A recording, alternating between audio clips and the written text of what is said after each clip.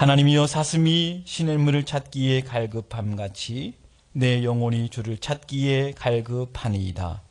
내 영혼이 하나님 곧 살아계시는 하나님을 갈망하나니 내가 어느 때에 나아가서 하나님의 얼굴을 배울까. 사람들이 종일 내게 하는 말이 내 하나님이 어디 있느뇨 하오니 내 눈물이 주야로 내 음식이 되었도다. 내가 전에 성의를 지키는 무리와 동행하여 기쁨과 감사의 소리를 내며 그들을 하나님의 집으로 인도하였더니 이제 이 일을 기억하고 내 마음이 상하는도다. 내 영혼아 내가 어찌하여 낙심하며 어찌하여 내 속에서 불안해하는가. 너는 하나님께 소망을 두라. 그가 나타나 도우심으로 말미암아 내가 여전히 찬송하리로다. 아멘. 한 주간 평안하셨습니까? 많이 힘드셨죠? 많이 지치셨죠? 오늘 말씀 가운데 새 힘을 얻고 우리에게 힘 주시는 은혜를 이 시간 말씀을 듣는 가운데 역사하시기를 간절히 바랍니다. 오늘 시편 42편의 말씀은 너무 유명한 시편이죠. 오늘 시편 앞에 보면 고라 자손의 마스길이라고 하는 것을 보니까 성전에서 찬양을 담당한 고라 자손들이 쓴 시다. 그렇게 알 수 있습니다. 고라는 모세와 아론의 권위에 도전해서 그들의 특권을 탐하려 하다가 심판받은 인물이죠. 다시 말하면 인간적인 욕망을 가지고 구테타를 일으키려다가 하나님께서 저지하셔서 실패한 인물로 기록된 광야 시대의 인물입니다. 그런데 민수기 26장에 보면 가나안 정복을 위해서 20세 이상으로 능히 싸움에 나갈 만한 사람들의 숫자를 세는 일이 있었습니다. 특이한 것은 광야 시대의 첫 번째 세대가 아니라 두 번째 세대, 다음 세대들의 숫자가 나오는데 그 무리 속에 고라 자손들의 숫자와 명단이 나온다고 하는 거예요. 이 말이 무슨 말일까요? 고라가 하나님의 심판을 받았음에도 불구하고 직접 그 심판이 자녀들에게는 임하지 않았다. 그래서 이 고라 자손들이 레위인의 사명을 감당했다라고 하는 거예요. 여러분, 레위인이 어떤 사명을 감당했습니까?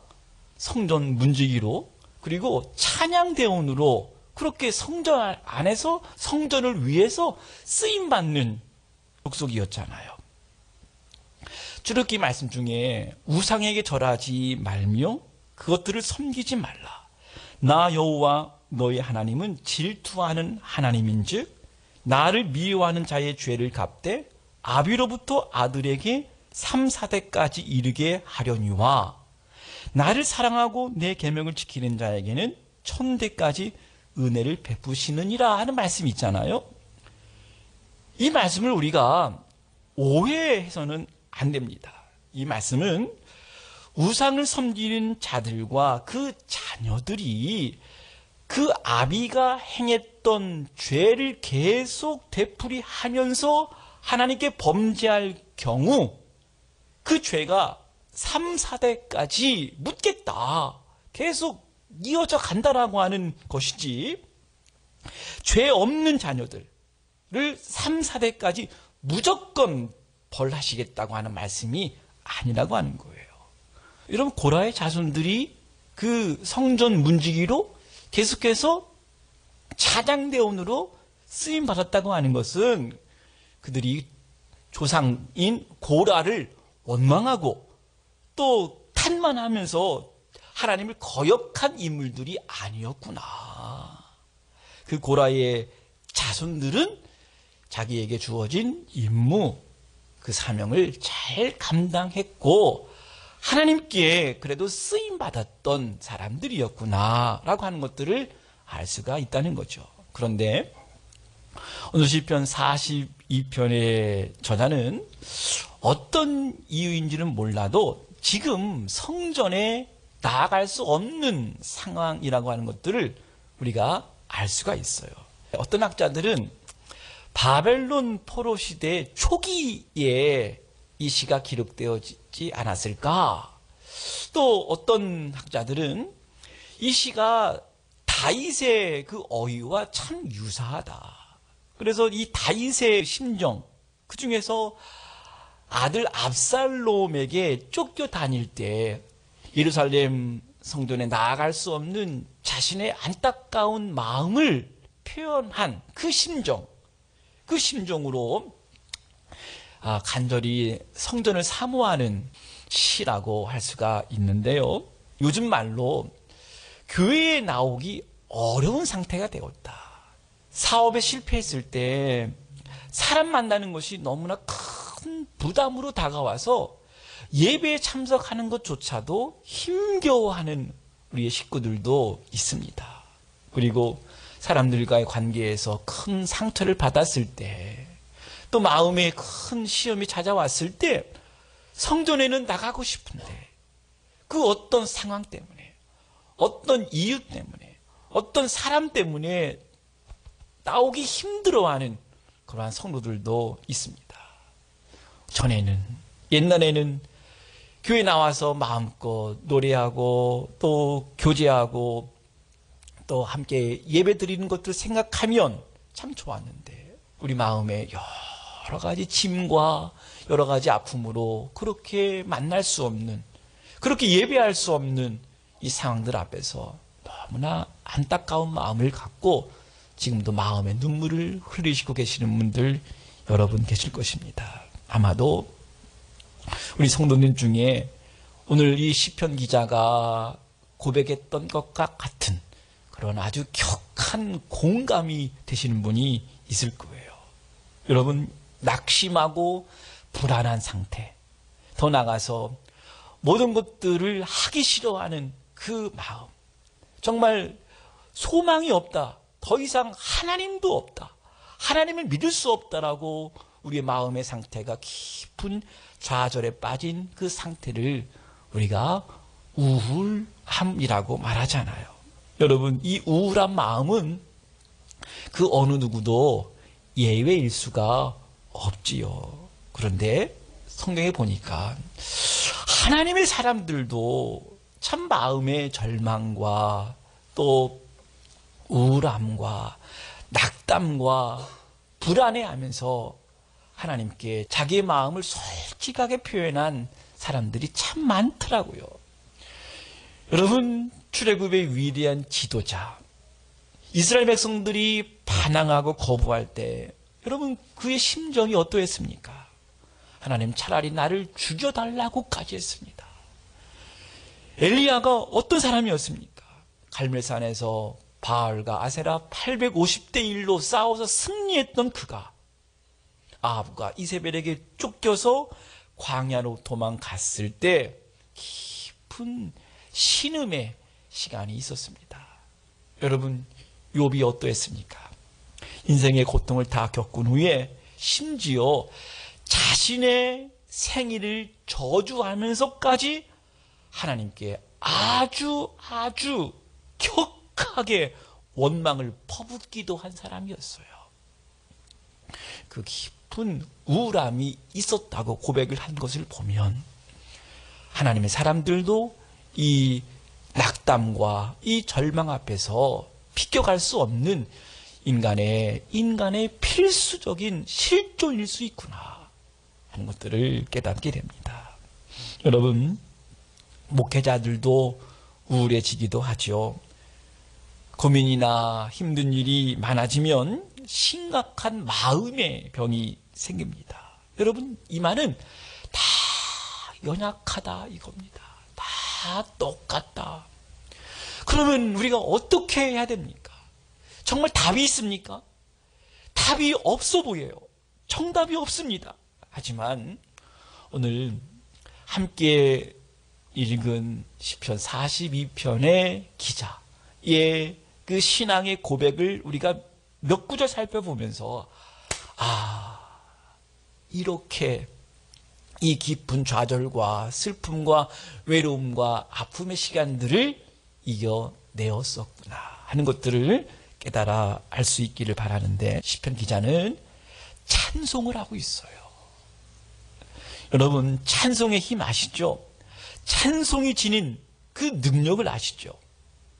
5절 말씀 한번 봐주실래요?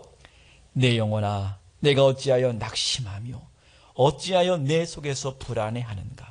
너는 하나님께 소망을 두라. 그가 나타나 도우심으로 말미암아 내가 여전히 찬송하리로다. 낙심되고 불안할 때 하나님께 소망을 두고 하나님을 찬양하라고 그랬습니다. 우리의 영이 뜨거워지면 우리의 목소리로 하나님을 찬양한다고 그랬어요. 조금 우리의 열정이 식어지면 듣는 상태가 된다고 그랬어요. 거기서 조금 더 낮아지면 듣는 것도 건성건성 한다고 그랬어요. 찬송은 하는 것입니다. 소리를 내어서 주님을 높여드리는 것입니다. 주님을 구하는 것입니다. 여러분, 이런 찬양이 있어요. 괴로울 때 주님의 얼굴 보라. 평화의 주님 바라보아라. 세상에서 시달린 친구들아, 위로의 주님 바라보아라 하는 이 찬양을 우리가 입으로 고백하고 멜로디로 노래할 때, 여러분, 정말 우리 안에 주님이 느껴지고 주의 말씀이 생각이 나고 우리의 눈이 활짝 열려서 내 곁에 계시는 주님을 우리가 볼 수가 있습니다. 사랑하는 여러분, 힘들고 우울할 때마다 무엇보다도 찬양을 통해서 우리의 영성을 보호하십시다.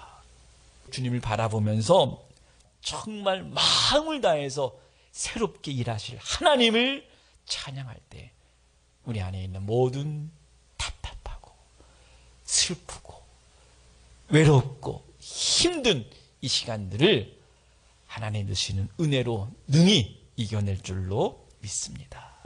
6절 보시면 내 하나님이여 내 영혼이 내 속에서 낙심이 되므로 내가 요단 땅과 헤노문과 미살산에서 주를 기억하나이다. 여기서 중요한 단어 기억했다라고 하는 단어입니다.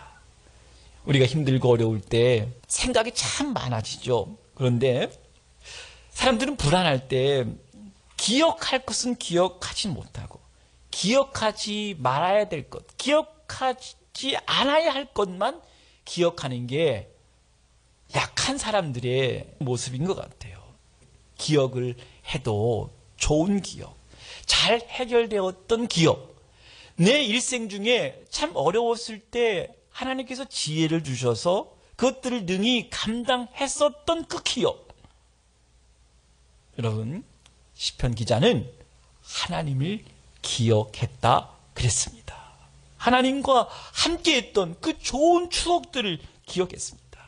하나님이 예전에 나에게 베푸셨던 것들, 나를 도와주셨던 것들 덕분에 참 사람의 손으로는 할 수 없었던 그 일들이 시간이 지나서 돌아보면 거기에 하나님의 손길이 있었구나. 하나님이 그 사람을 보내주셨구나. 하나님이 나에게 그 사람을 통해서 일하게 하셨구나 하면서 하나님께서 함께 하신 기억. 여러분, 무엇보다 우리가 기억해야 될 것은 이러한 나를 지금도 붙드시고 나와 함께 하시는 하나님 뿐만 아니라 이러한 나를 용납하시고 나를 지금도 사랑하고 계시는 예수님의 그 십자가 사랑을 기억할 때 내 안에 있는 고통, 내 안에 있는 불안한 것, 내 안에 있는 낙담, 내 마음속에 실족함을 일으키게 하는 여러 가지 부정적인 생각들 다 씻겨주시고 우리의 영이 깨끗하게 될 줄로 믿습니다. 8절 말씀 한번 봐주시겠습니까? 낮에는 여호와께서 그의 인자하심을 베푸시고 밤에는 그의 찬송이 내게 있어 생명의 하나님께 기도하리로다. 시인은요, 낮에는 하나님의 인자하심을 기억했다 그랬어요. 그리고 밤에는 찬송하며 기도했다 그랬습니다. 여러분 8절 말씀 다시 한번 확인해 볼까요? 낮에는 여호와께서 그의 인자하심을 베푸시고 밤에는 그의 찬송이 내게 있어 생명의 하나님께 기도했다 이겁니다. 밤에 찬송하고 기도했다. 우리의 능력이 어디서 올까요? 여러분, 이러한 어려운 시간들을 우리가 무엇으로 이겨낼 수 있을까요? 아무리 여러분 생각해도 우리의 잔꾀가 아니라 우리가 하나님께 이 상황, 이 문제, 이 아픔, 이 여러 가지 이 현실들을 하나님께 갖고 나와서 하나님께 부르짖을 때에 하나님께서 풀어주실 줄로 저는 분명히 믿습니다. 여러분 많이 힘드시죠? 많이 낙심이 되고 많이 실족한 마음이 찾아오고 심지어 두렵기까지 하시죠. 그럴 수 있어요. 사람이니까요. 여러분 사람이니까요. 저도 두렵고 낙심이 되고 실족하고 우울하고 괴롭습니다. 그런가 우리에게 남은 게 있습니다. 찬송할 수 있고 하나님의 사랑을 기억할 수 있고 또 우리가 하나님께 부르짖을 수가 있습니다. 찬송하고 하나님의 은혜를 기억하고 기도한다라고 하는 것은 하나님을 찾는 믿음의 모습들입니다. 그 유명한 1절 말씀, 하나님이여 사슴이 시냇물을 찾기에 갈급함같이 내 영혼이 주를 찾기에 갈급합니다. 여러분 여기서 갈급한다라고 하는 것은 부르짖는다. 하나님께 간절히 찾고 있다. 하나님을 찾고 있다. 갈망한다. 우리 스스로 물어보십시다. 지금 우리의 마음 가운데 하나님을 갈망하는 마음이 있는지. 여러분 지금 상황이 어떻습니까? 문제는요 그 상황에서 하나님을 찾는 겁니다. 슬프면 슬픈 대로, 아프면 아픈 대로, 외로우면 외로운 대로 그 상황 속에서 우리가 하나님을 찾고 있는가? 그 상황 속에서 우리가 하나님을 더 알기를 원하는가? 그 상황 속에서 하나님과 더 가까워지기를 원하는가?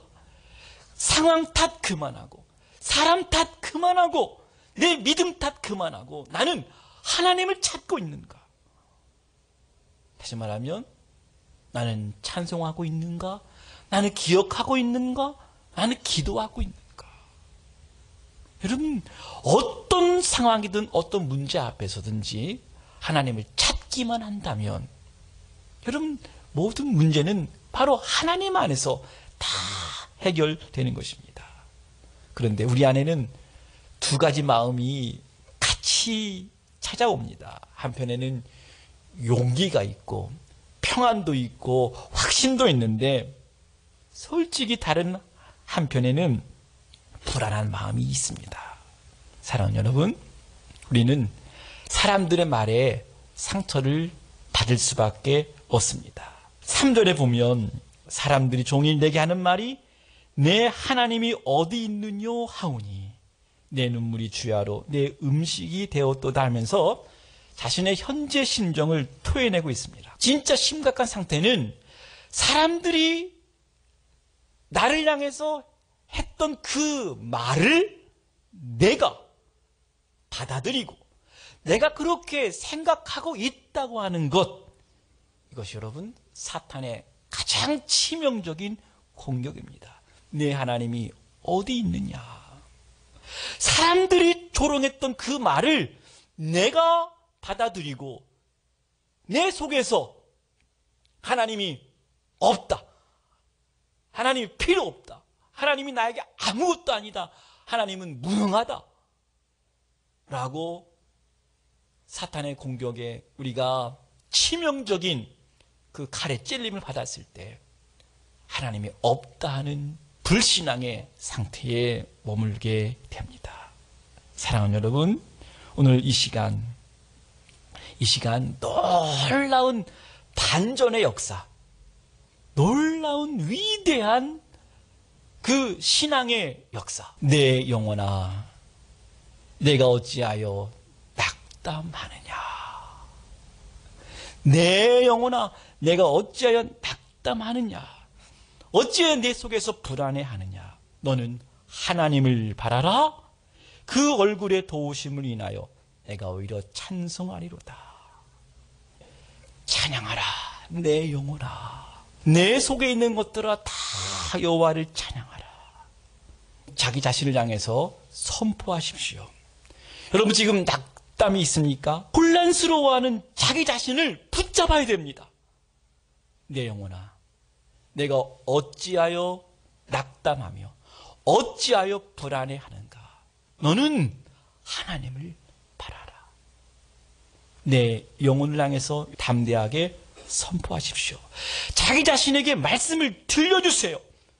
근데 여러분, 한 번 해서는 안 됩니다. 반복해서 마음에 확신이 들 때까지 내 영혼아 여호와를 찬양하라. 내 영혼아, 내가 어찌하여 낙담하며 어찌하여 내 속에서 불안해하느냐. 너는 하나님을 바라라. 이 말씀을 반복해서 선포하시고 그 하나님을 찬양하시고 모든 상황을 주관하시는 하나님을 인정하고 하나님을 구하고 그 하나님을 찬양할 수 있는 믿음의 사람들이 되어야 하겠습니다. 여러분 기다리십시다. 여러분 인내하십시다. 분명히 하나님께서 그 얼굴의 도우심으로 우리와 함께 하실 것입니다. 이 하나님을 우리가 신뢰할 때 놀라운 위대한 하나님의 역사를 이루어 주실 줄로 저는 믿고 이 거룩한 하나님의 역사에 모든 믿음의 성도들이 동참하고 함께 귀한 역사에 쓰임받는 신실한 믿음의 성도님들 다 되시기를 주님의 이름으로 간절히 축원합니다.